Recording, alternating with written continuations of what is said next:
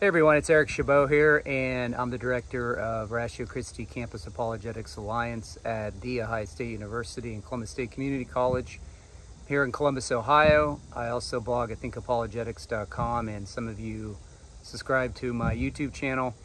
So today I just want to briefly talk about the kind of people I encounter on college campuses.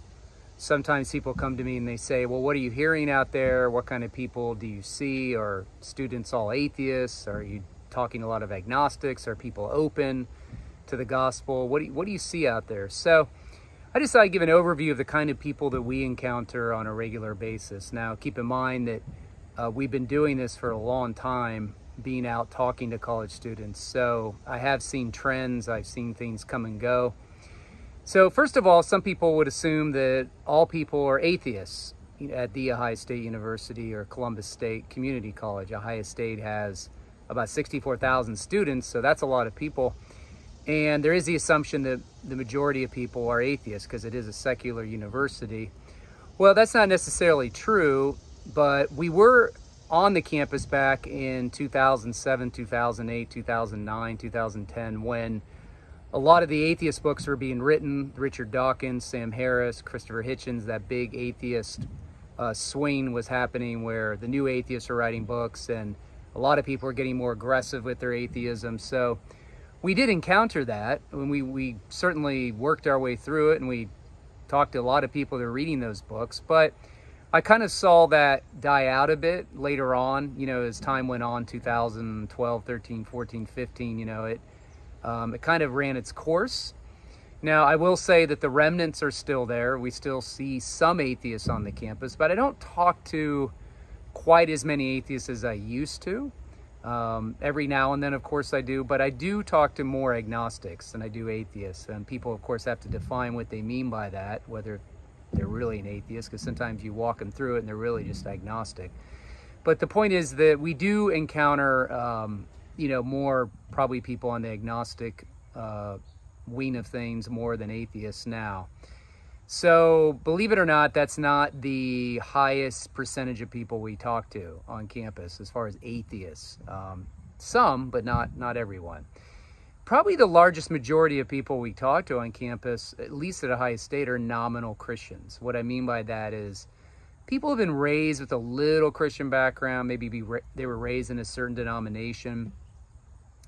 And they really don't even know what it means to have a relationship with God. That means that they've never committed to the gospel. They've never heard a clear presentation of the gospel. So we do encounter a lot of nominal Christians, and that presents an opportunity because obviously they have a little background, so they're not completely oblivious to the Christian worldview or the Christian message, but they simply do not know what it means to commit to Jesus, or they've never repented and really committed to him.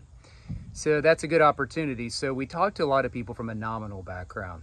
We also talk to a lot of people from Catholic backgrounds. There's a huge Catholic population at the Ohio State University. And of course, in many cases, many of them have never heard a clear presentation of the gospel. Some of them are committed to their Catholicism. Other ones are nominal. Other ones are just in the middle. But we do talk to a lot of Catholics as well. Another group of people we talk to, at least at Columbus State Community College, is a lot of Muslims, because Columbus, Ohio has the second largest Muslim population, or Somali population in the country. Minneapolis is first. So we talk to a lot of Muslims at Columbus State Community College. Of course, that presents an opportunity because God seems to be bringing them to our area. We don't necessarily have to move to the Sudan or Saudi Arabia, which we can't get into anyway. But the point is that it's a great opportunity to talk to a lot of Muslims. Now, what about the Jewish population at Ohio State? Well, we have about 5,000 Jewish students there. And I would say that we talk to some Jewish students. I wouldn't say it's a majority.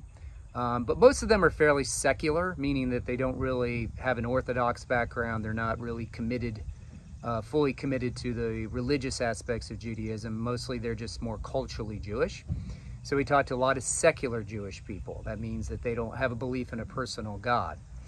Another group of people we talk to a lot of times are kind of the spiritual but not religious crowd, meaning that they don't believe in a personal God, but they believe in some kind of maybe higher power a God they don't have to commit to in any way. He's just an impersonal force or something. Run into a lot of that.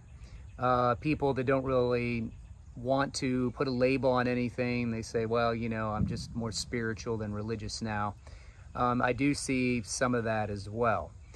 And then finally, probably another group of people we talk to, or two groups of people, I'm sorry, two other groups of people we talk to are the groups from different cult backgrounds. Of course, we talk to a lot of Mormons sometimes because there's a huge Mormon population on the campus because there's a church there and they send their missionaries out to evangelize people, so we run into them.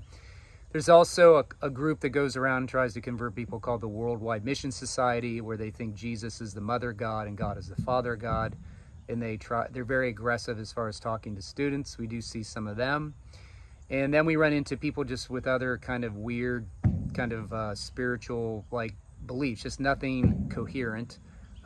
Just, you know, obviously just not really committing to anything, but kind of mixing things together, maybe like a New Age background. And then finally, probably we deal with people that are just apathetic. Now, obviously, a lot of people assume college students are all apathetic, that they don't care about the God question. But as I said before, we've seen more openness to the God question over the last couple of years more than ever. We've seen more students asking questions and seeking the issue out. So there is some apathy on campus. There's students that are busy, you know, just going to class, trying to work through their program, haven't really thought about the God question. But we do see in the midst of that apathy, we do see people that are seeking. So overall, it's a mixed bag on college campuses. You encounter all kinds of people, all kinds of different beliefs. So it's a lot of fun to do. There's a lot of excitement with it. There's a lot of anticipation of what God's going to do every day you're out there. But I just want to give you an overview of some of the kind of people we encounter on a college campus. Have a good day.